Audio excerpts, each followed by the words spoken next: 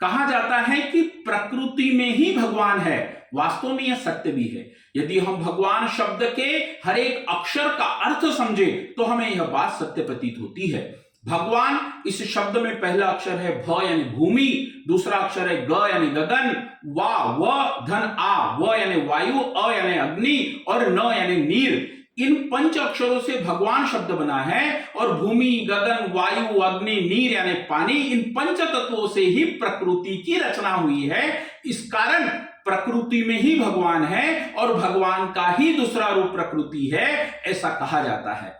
और इसी कारण सनातन में वृक्षों की, नदियों की, पहाड़ों की, अग्नि की, धरती माता की पूजा की जाती है। धरती माता के लिए, इस पृथ्वी माता के लिए संस्कृत में कहा गया है समुद्र वसने देवी पर्वतस्तन मंडले विष्णु पत्नी नमस्तुभ्यम पादस्पर्शम क्षमस्व में। इस कारण भगवान का ही रूप प्रकृति है और प्रकृति में ही भगवान है, यह हमें मानना चाहिए और इस प्रकृति के संरक्षण और संवर्धन के लिए प्रयास करना चाहिए। प्रकृति की पूजा यानी भगवान की पूजा है। नमस्कार।